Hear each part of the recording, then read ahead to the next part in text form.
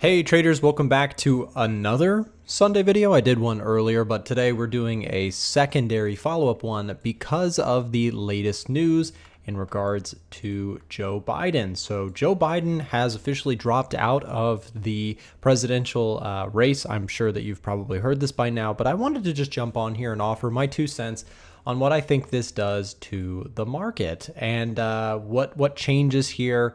And I'm operating with a little bit of hindsight because I've already seen that, in the very early market opening session, we can see the NASDAQ slightly higher. You've got gold higher.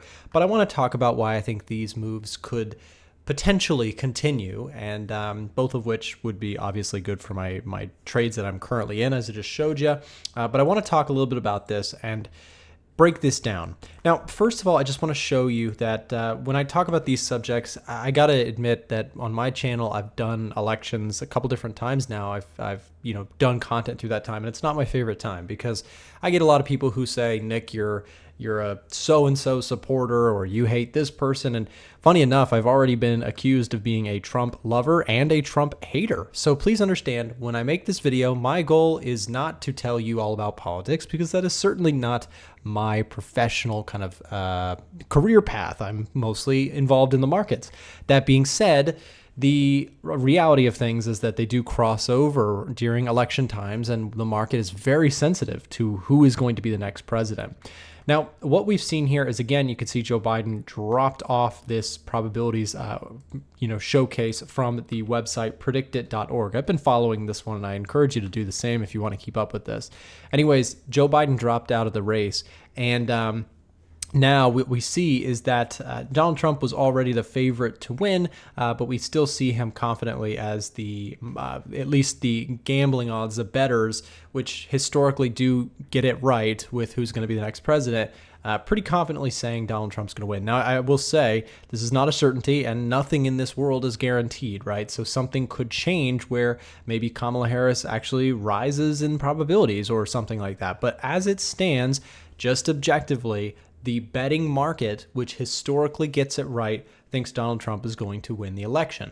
So we can also take that into account when we take a look at the markets, and we can break this down. We can say, oh, so NASDAQ, which is comprised heavily of tech companies and, again, the biggest innovative companies in the United States, is trading higher off of this news by 0.5%. That's not a nothing burger. That's a pretty good move, considering this is during the light Asian session hours as the market is opening up. So I wanted to break this down. I wanted to share my thoughts on why this might be.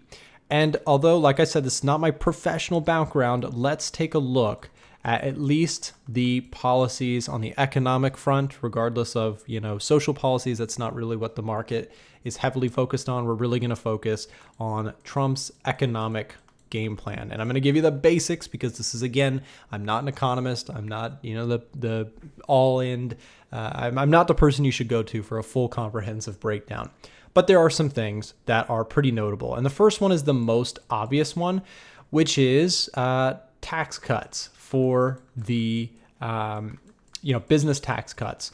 Now, regardless of how you feel about this, this is good for businesses in the upper end. Now, again, I'm not sharing my opinion on this. I'm telling you pretty commonplace, pretty expected result here would be for the NASDAQ to push higher on a suspected Trump victory because of the tax cuts that he has proposed for big businesses in the U.S., right? So if you think about it, if Meta and Nvidia and Apple and all these big behemoth companies which are moving the NASDAQ every day, and they're a big component of the thing, do they need to make more money? Probably not.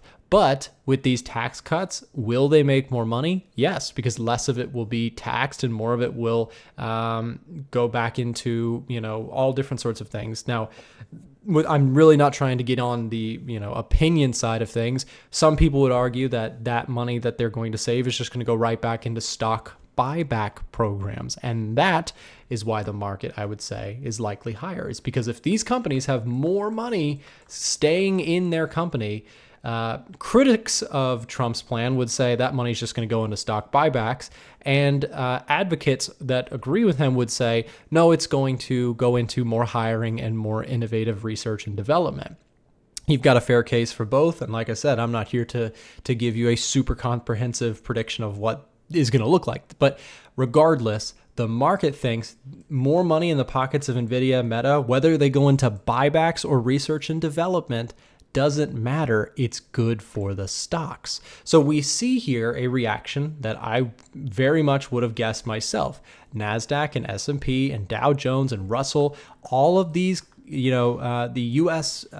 Stock market is going to like a resurgence of Donald Trump because of the tax breaks. We even saw it. I don't know if you guys saw that thing with Mark Zuckerberg. He was doing an interview. I believe it was Bloomberg or something. He was doing an interview, and Mark Zuckerberg didn't necessarily advocate for or endorse either president, but he did very distinctly speak highly of Donald Trump in his, the attack on his life. He spoke highly of the way he got up and, the American flag, and he kind of mentioned, he spoke very high. In fact, he called him a bad a double S. You know what I'm saying, but this is YouTube. I'm not trying to get demonetized. He called him a BA, right? And so a lot of people were like, okay, these guys, especially Elon Musk, who has been very vocal about supporting Trump. I think he's even pledged money to his, campaign or whatever.